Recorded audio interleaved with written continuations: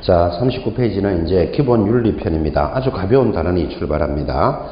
자, 1번 공정한 업무 처리 원칙 이렇게 해서 중개업자는 중개 행위를 함에 있어서 공정하게 업무를 수행해야 될 의무가 있습니다. 너무나 가벼운 이야기죠. 중개를 하면서 매도인 편을 들거나 매수인 편을 들지 말고 공정하게 중개를 해라 라는 의무입니다. 가벼운데 이제 2번이 시험용입니다. 선량한 관리자의 주의 의무, 요거 줄 거 놓습니다. 그리고 바로 밑에 이런 중개계약이 위임계약과 유사한 측면에 근거하여 판례가 인정하는 의무이다. 판례에 동그라미를 해줍니다. 자, 그러면 이제 가볍지만 다음 내용 중 판례가 제시하는 의무를 찾으시오 하면 답이 선량한 관리자의 주의 의무. 아주 가볍습니다. 그리고 이런 의무는 추상적인 의무니까 선량한 관리자가 무엇입니까? 이런 것까지 크게 고민 안 하셔도 됩니다. 그런 걸 물을 일도 없고 판례가 제시하는 의무 이거 하나 정리해 주실 것. 자, 그 다음 이제 2번 기본 윤리로서 중요한 게 비밀 준수의 의무입니다. 자, 중개업자는 중개 행위를 함에 있어서 비밀을 준수해야 될 의무가 있다. 그때 비밀 준수 의무는 2년에 한 번 꼴로 출제합니다. 이거 보기보다 자주 나옵니다.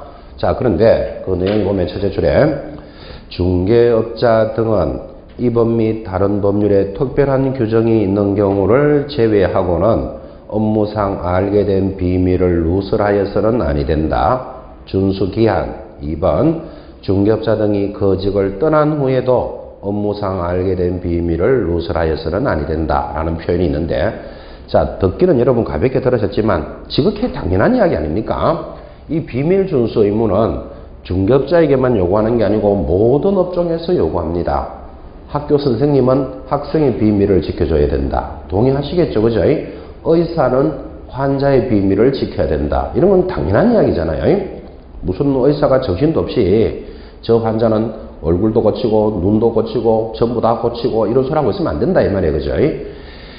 거기 경찰관이나 군인들도 업무상 알게 된 비밀은 준수해라 이런 의무가 있습니다. 그럼 모든 업무가 다 있으니까 중개업자에게도 비밀 준수 의무가 있는데, 이제 중요한 것이 비밀 준수를 해야 됩니까? 이런 수준의 문제는 나오지 않습니다. 위반하면 제재 이런 걸 알아야 되지, 그죠? 바로 밑에 줄 거야 되죠? 1년 이하의 징역 1,000만 원 이하의 벌금형입니다. 그래서 비밀 준수 의무는 뭐라고요? 위반하면 1년 이하의 징역 1,000만 원 벌금이다. 이런 내용을 체크하셔야 되지 비밀을 준수해야 됩니까? 이런 문제를 묻지 않는다 이 말이에요. 자, 그 다음 중요한 것 1년 이하의 징역 1,000만 원 벌금인데 제일 하단 4번 반의사 불벌죄가 적용됩니다. 그게 동그라미 합니다. 이 반의사 불벌죄라는 말은 피해자가 처벌을 원하지 않는다는 명시적인 의사 표시를 한 경우에는 처벌할 수 없다. 그것을 뭐라고 부른다? 반의사 불벌죄. 그래서 반의사 불벌죄가 적용됩니다. 자, 다시 반의사 불벌죄가 뭐라고요? 피해자의 의사에 반대하여 벌하지 않는 죄를 적용한다. 이게 무슨 말인가 하면, 자, 저 중개업자가 비밀 준수를 위반했습니다. 그러면 1년 징역 1,000만 원 벌금에 해당되겠죠.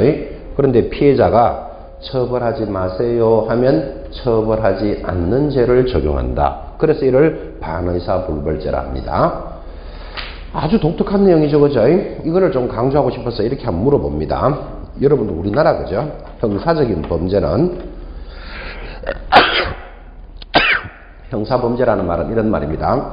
자, 피해자가 생겼는데 우리 형사법의 기본 원칙은 피해자가 처벌하지 마세요 그러면 처벌하지 않는 것이 원칙일까요? 처벌하는 게 원칙일까요?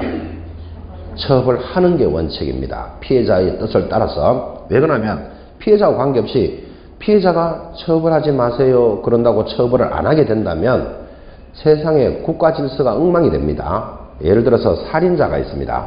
여러분, 살인자라는 사람은 사람을 죽였죠. 우리나라 형들 중에서 제일 센 게 사람을 죽이면 자기도 사형당합니다.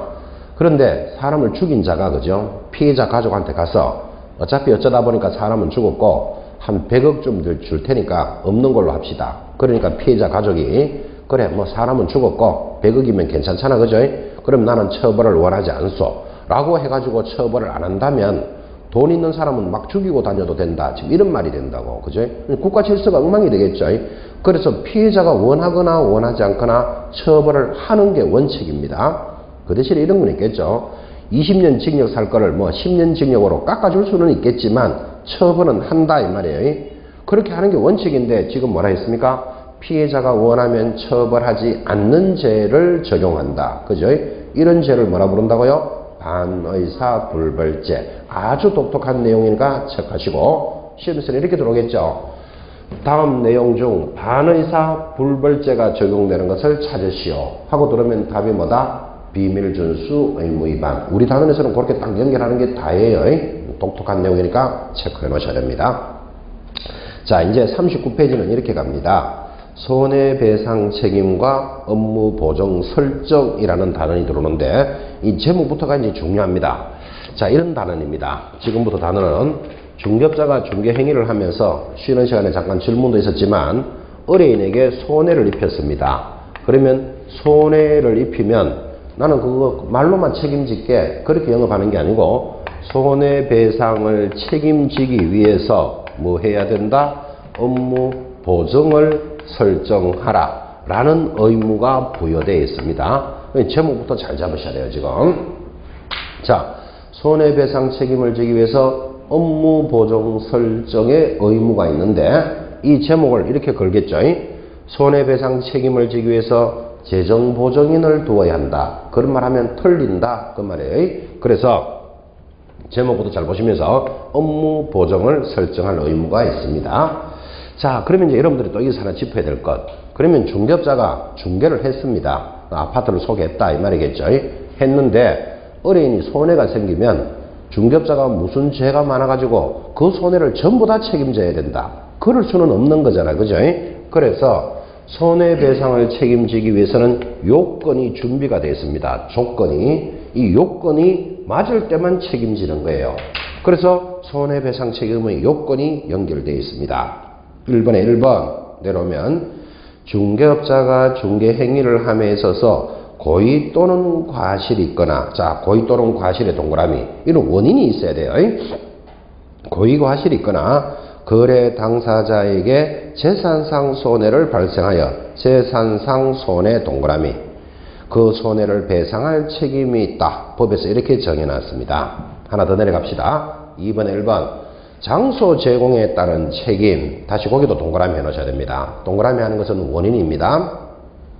중개업자는 자기 사무소를 다른 사람의 중개행위 장소로 제공함으로써 거래 당사자에게 역시 재산상 손해를 발생하게 하면 손해를 배상할 책임이 있고, 2번 내려오면 고용인의 업무상 행위에 대한 책임이라 하여 고용인의 업무상 행위는 그를 고용한 중개업자의 행위로 보므로 고용인이 고의 또는 과실로 거래 당사자에게 재산상 손해를 발생하게 한 때도 중개업자도 고용인과 연대하여 그 손해배상 책임을 집니다.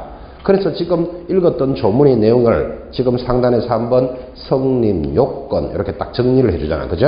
성립요건에 동그라미를 딱 해놓으시고 이런 이야기입니다. 지금 쭉 읽었던 내용이 손해배상을 책임지기 위해서는 첫 번째 원인된 행위가 있어야 한다 그랬고, 이 원인에 따라서 결과가 발생하는데, 세 번째는 원인과 결과가 합치하는 것을 인과관계가 성립이 되어야 한다 이렇게 정리를 합니다.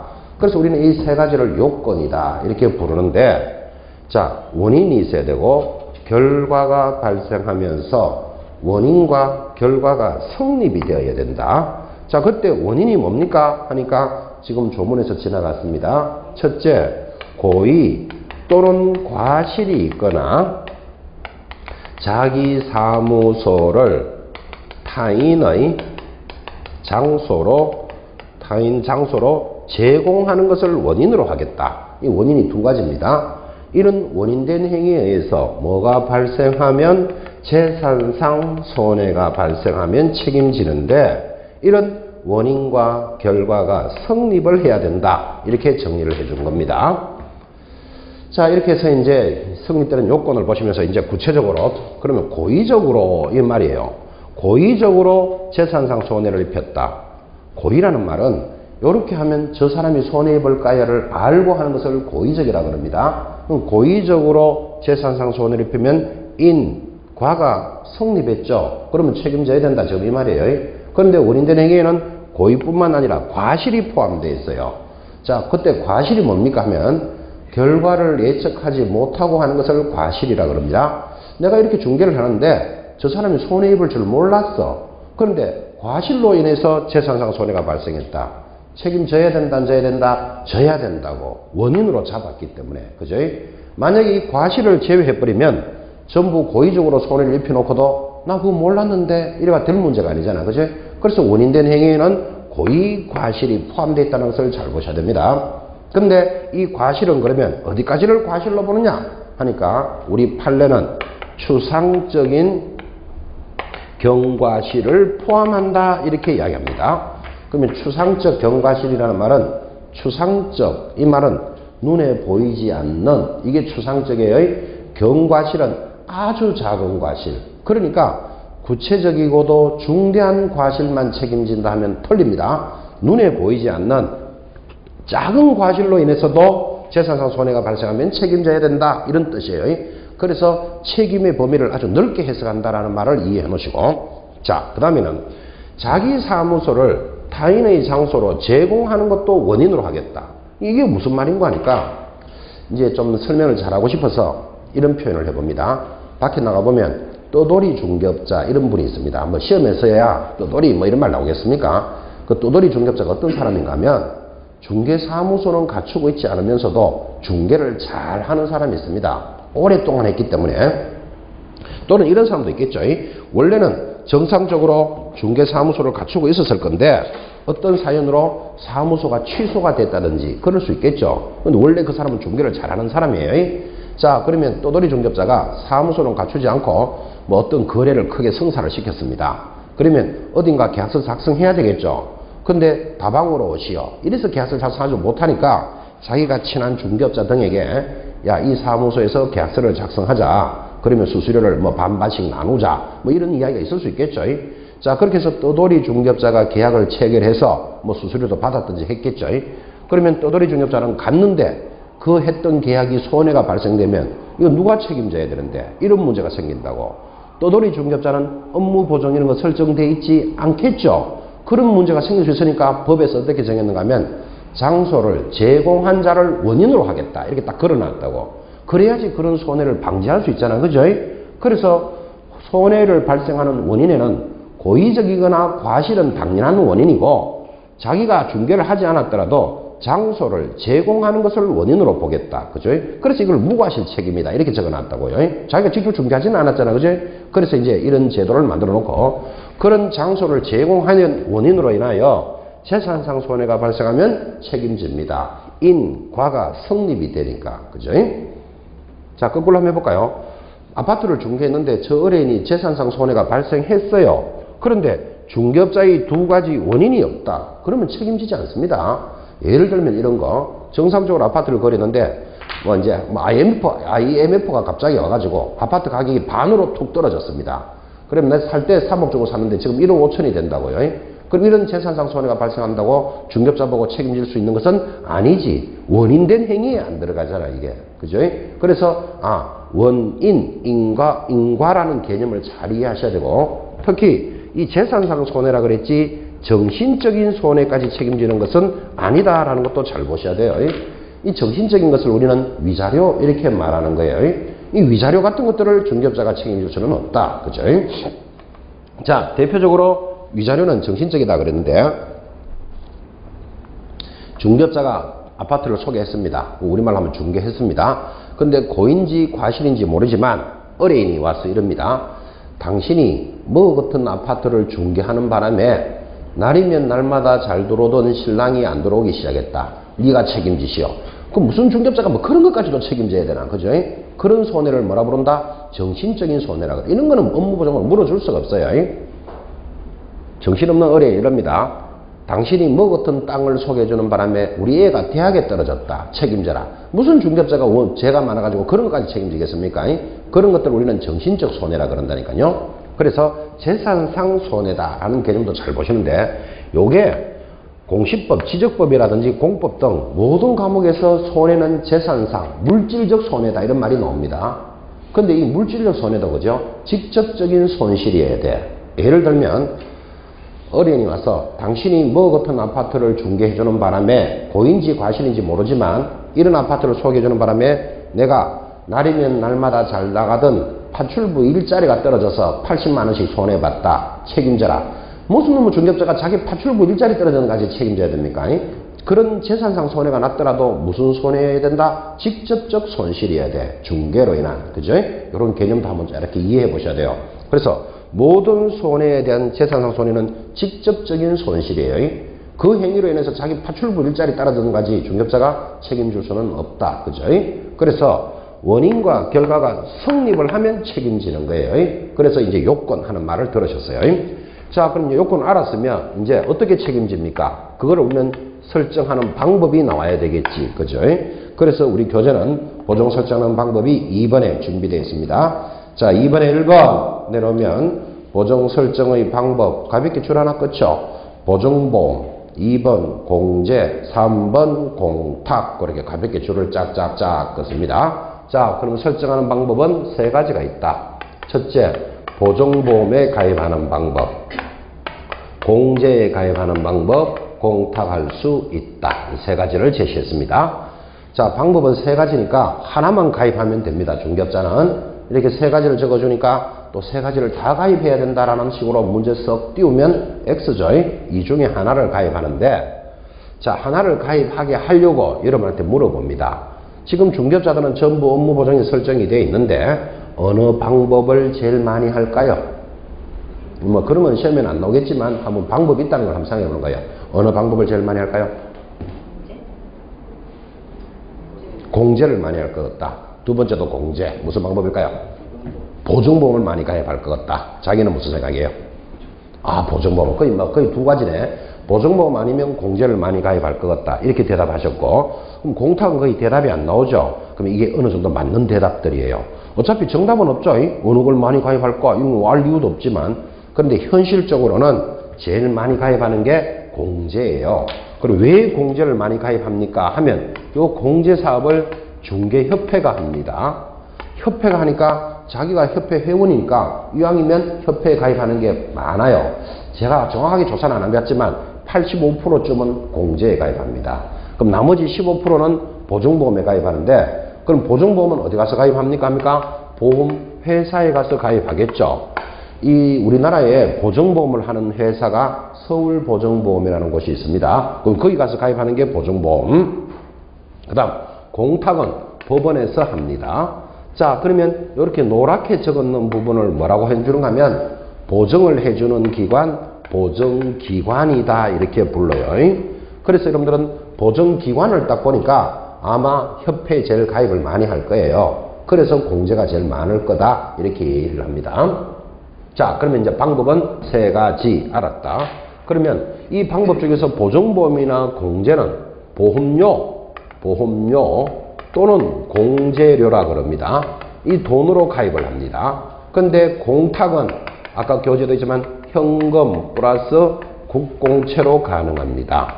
아, 그래서 공탁은 아마 가입하는 사람이 거의 없는 것 같아요.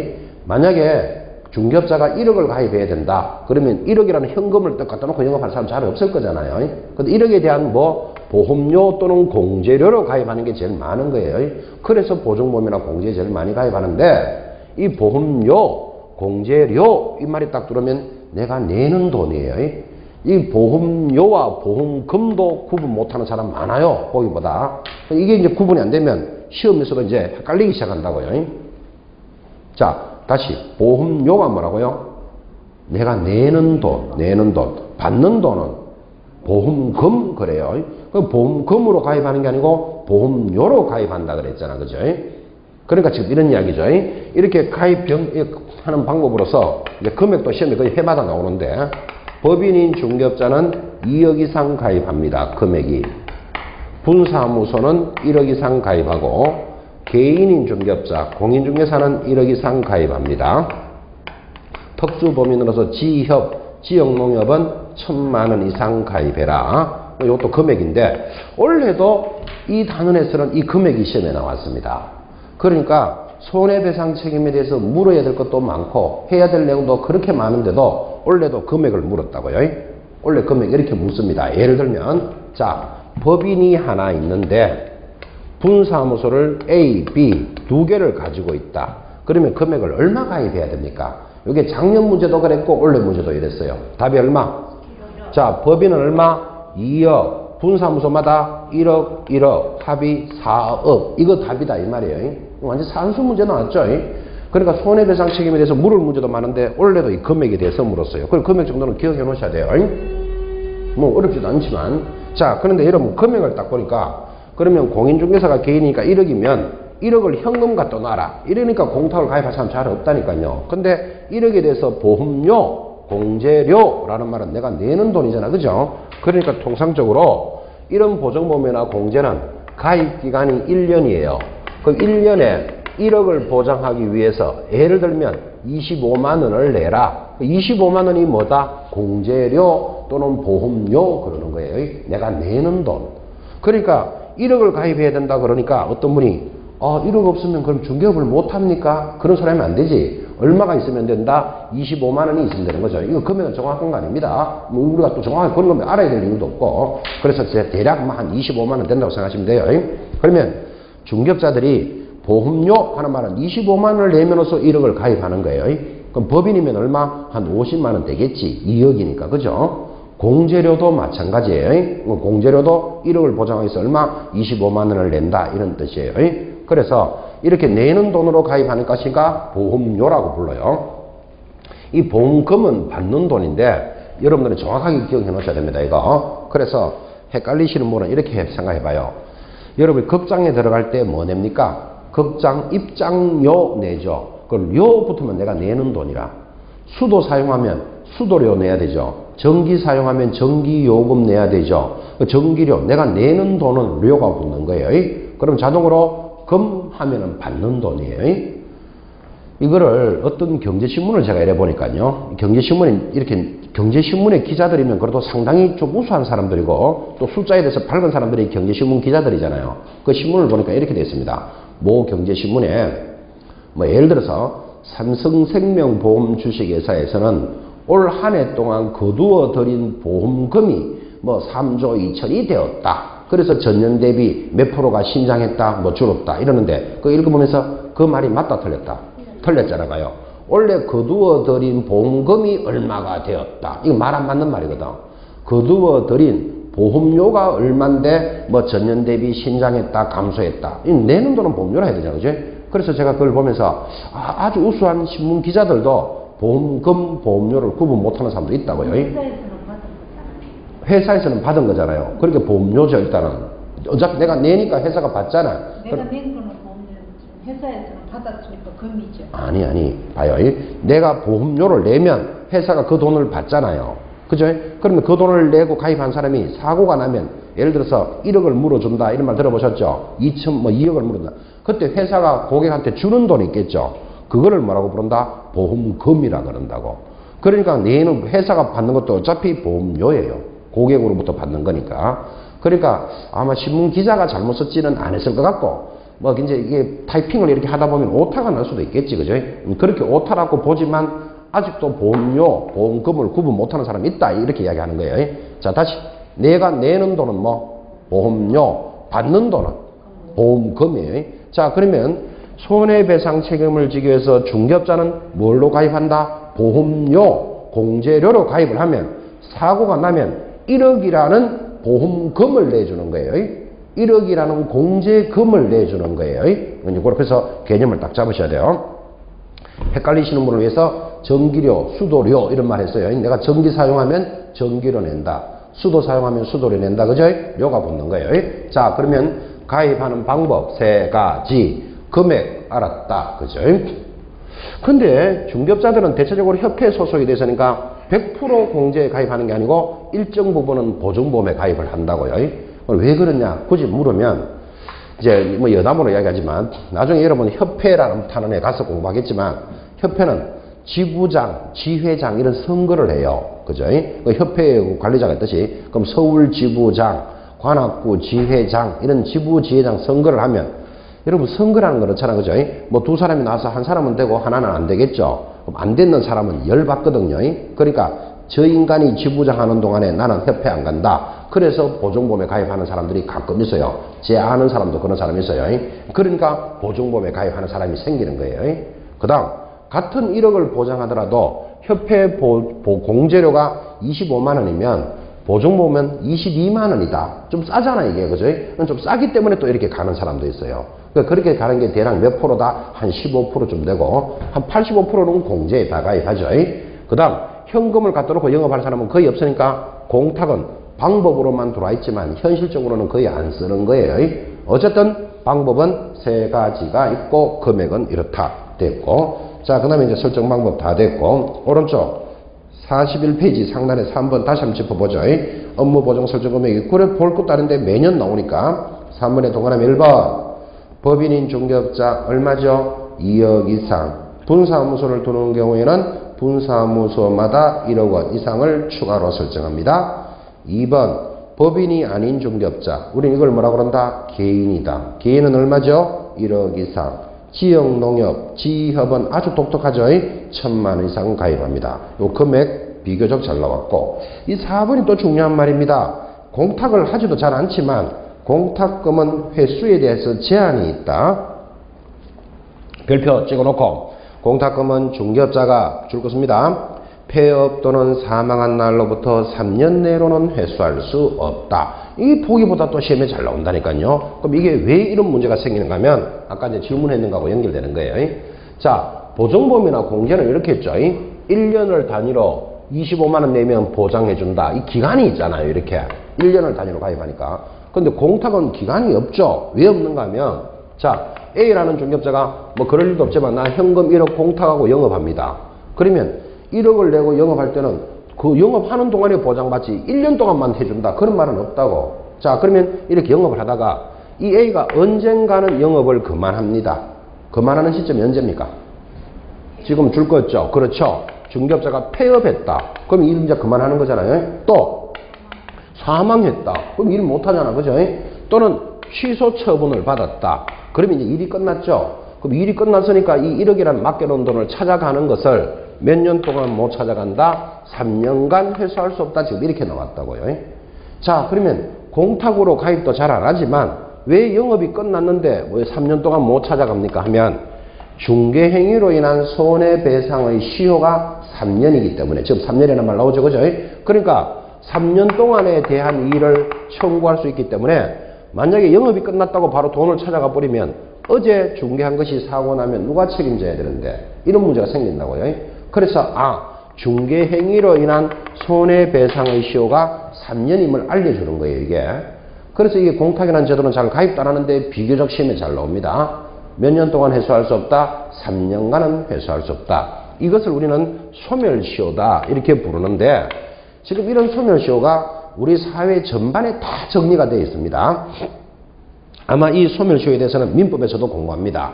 자, 예를 들면 여러분들 그죠? 그런 분 있나요? 음식값이나 술값 이런 것을 외상했는데 이거 언제까지 받아야 된다고 들었습니까? 1년 이런 말 나오잖아 봐요. 외상 좀 있는 모양이죠? 많이 있어요. 너무 많이나 있어요. 진짜 많이 있어요. 많이 띄었어요. 그래서 1년이라는 걸 아신다. 그죠? 1년이라는 걸 아시면 안 띄어야 되는데.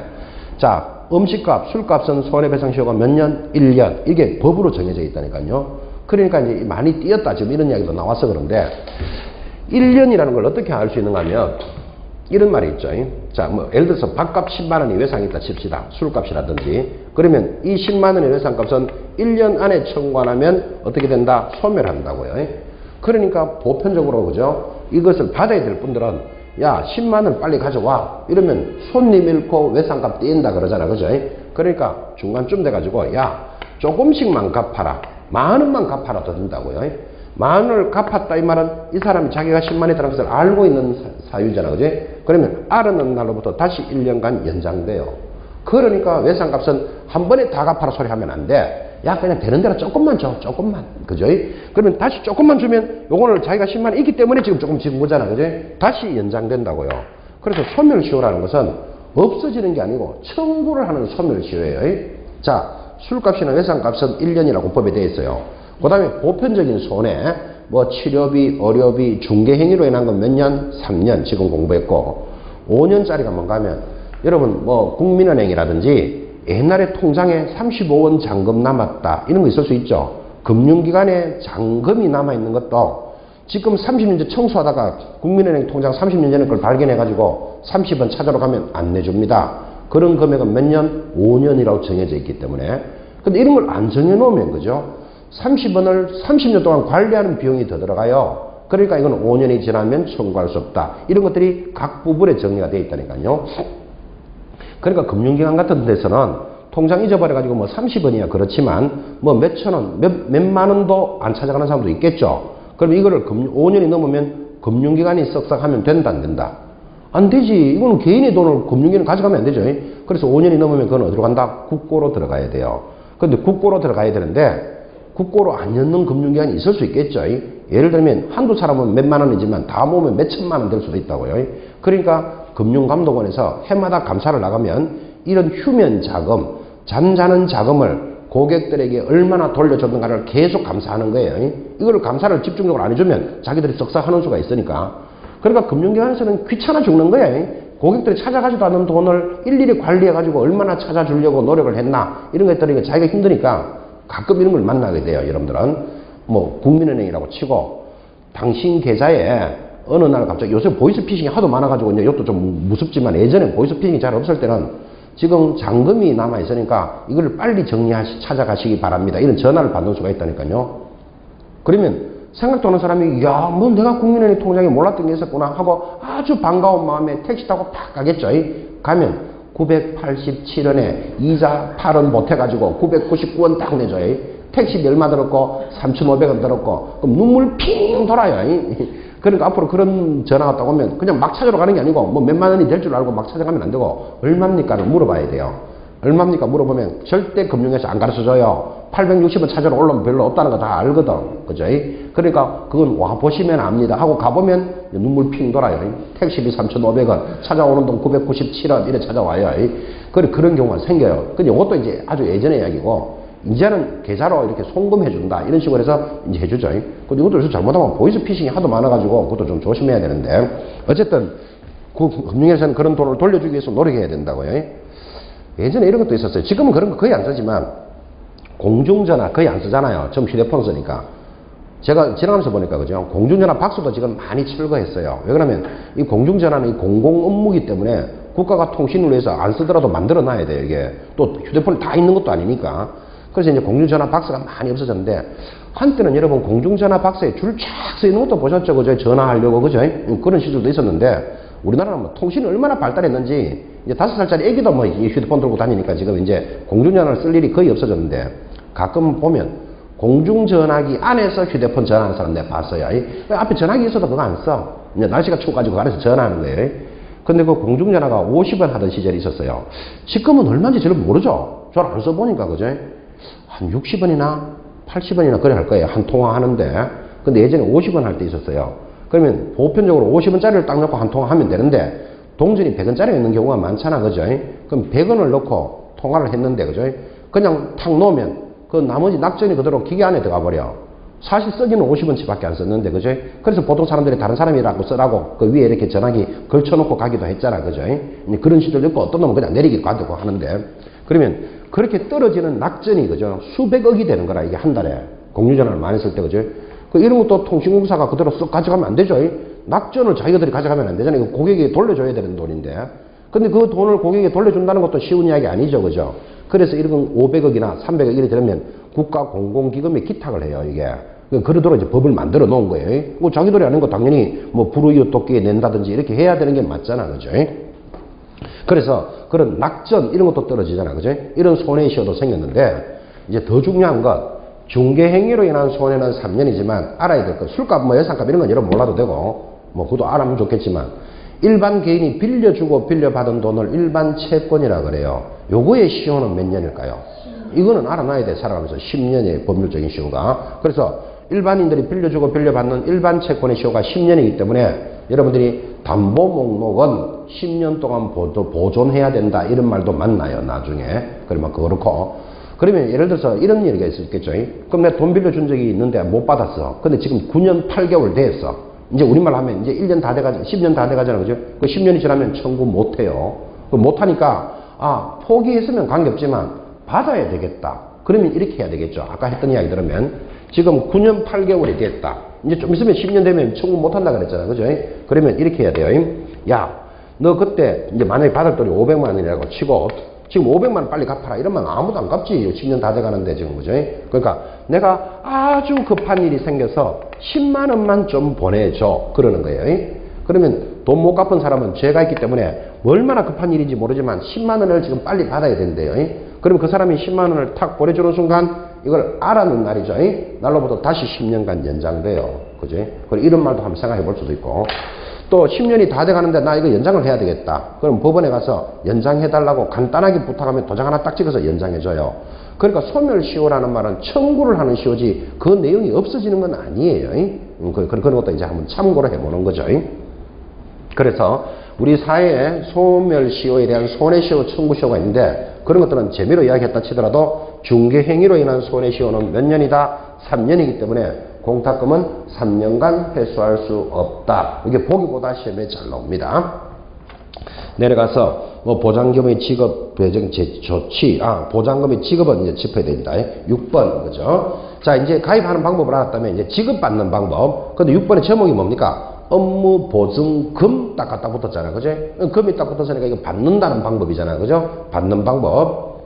자, 중개의뢰인이 손해배상금으로 보증보험금, 금으로 붙었잖아요. 공제금 또는 공탁금을 지급받고자 하는 경우에는 의뢰인과 중개업자 간의 손해배상 합의서, 이게 제일 중요합니다. 손해배상 합의서의 동그라미 해놓고 화해조서 또는 확정된 법원의 판결문 사본 기타 이에 준하는 효력이 있는 서류를 첨부하여 보증기관에, 보증기관 밑줄 껐습니다. 배상금의 지급을 청구하여야 한다 그랬습니다. 자, 지금 법조문을 읽어드렸는데, 자, 여러분들이 만약에 이제 손해를 입었다면 청구하겠습니까? 중개업자에게.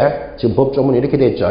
이해하기 좋게 그림으로. 자, 이 공인중개사인 중개업자가 1억을 가입하고 영업을 합니다. 자, 그런데 이 중개업자의 고의과실로 인하여 여러분이 재산상 손해가 만약에 2천만 원을 입었다면 어떻게 손해를 청구합니까 하니까, 자, 여기 손해를 입은 의뢰인이 있겠죠. 얼마 손해 입었다고요? 2천만 원의 재산상 손해를 입었답니다. 그러면 청구하는 방법이 지금 조문에 중개업자와 의뢰인 간에 뭐가 발생했다? 손해배상 합의서를 발급합니다. 자, 그는 이 말이겠죠. 의뢰인이 야, 나 2천만 원 손해 입었다. 그러니까 중개업자가 그래, 맞다. 그러면 합의서가 나오겠죠. 그럼 이 손해배상 합의서가 제일 중요한 서류니까 이거를 가지고 보증기관에 가서 지금 청구한다 이랬잖아 지금. 그죠? 자, 그러면 보증기관이 어디죠? 중개업자가 보증보험에 가입했으면 보험회사, 이게 보증기관이죠. 협회에 가입했으면 공제론과 협회, 공탁에 났으면 법원에 가서 청구합니다. 자, 그런데 이게 가벼운 내용인데 왜 중요한가 하면 예전에는 이랬어요. 합의서가 나오면 이거를 등록관청으로 가가지고 우리 두 사람이 확인서를 받았으니까 돈을 받아도 됩니까? 라는 확인서를 하나 더 받아서 보증기관에 청구했는데 지금은 이런 말이 없잖아. 그죠? 그래서 보증기관에 직접 청구한다는 말을 잘 보셔야 돼요.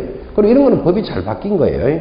왜 그런가 하면 등록관청에서 물어줄 돈도 아니면서 일반인들이 잡아온 작성하는 합의서를 못 믿겠다는 뜻이거든.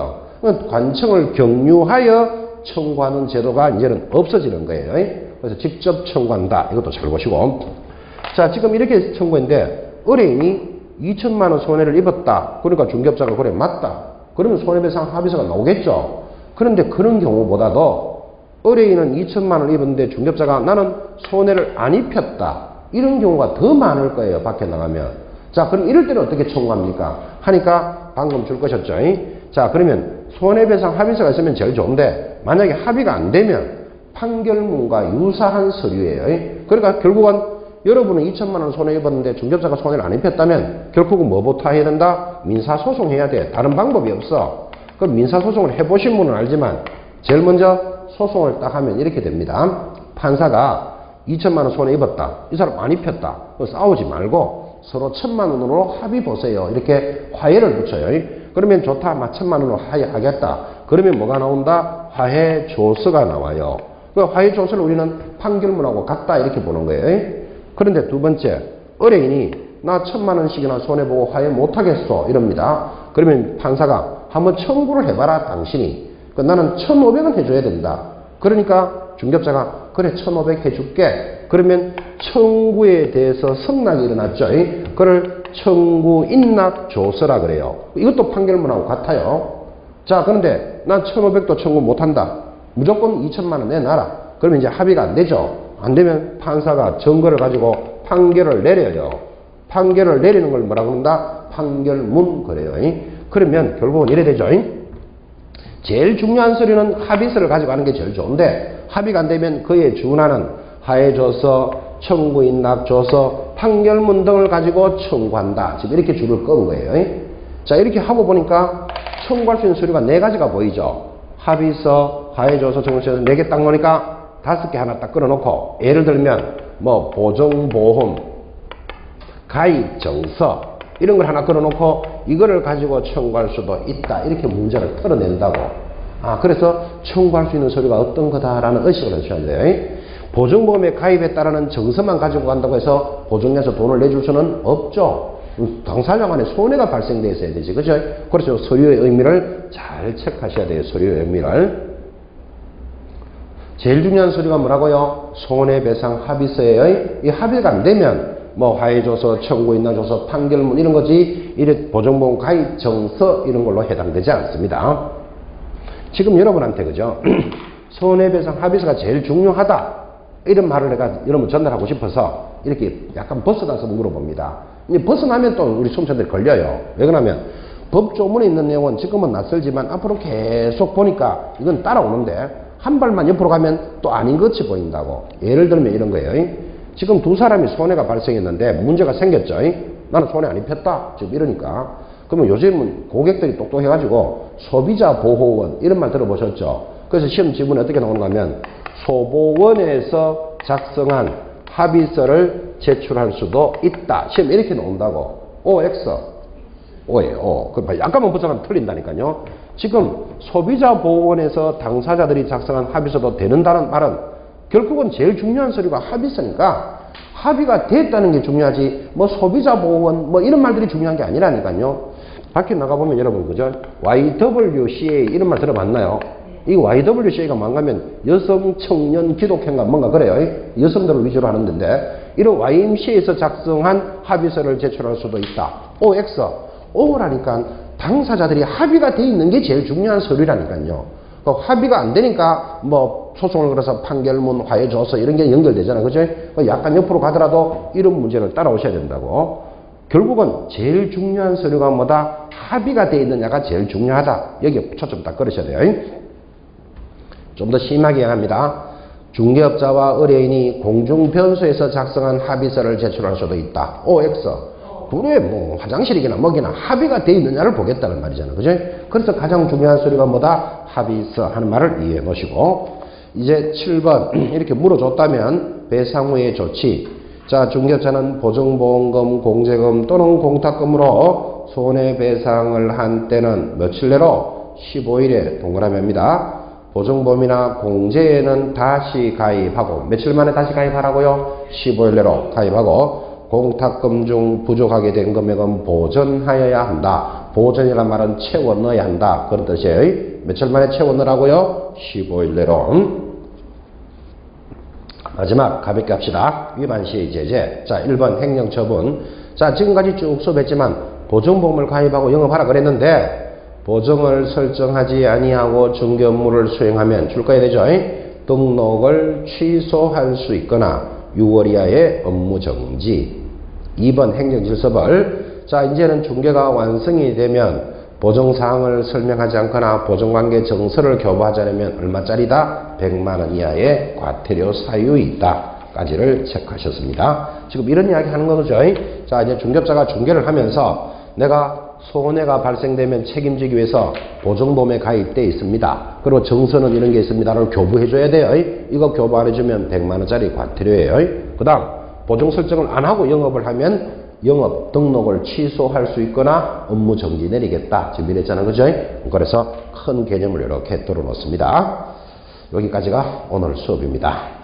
이제 다음 장 넘겨보시면 계약금 등의 반환 채무와 중개 수수료를 접어드는데 이 단원이 또 재밌습니다. 다음 주에 여러분들하고 관리하겠습니다. 날씨 추운데 건강관리 잘 하시고 다음 주에 뵙겠습니다. 수고하셨습니다.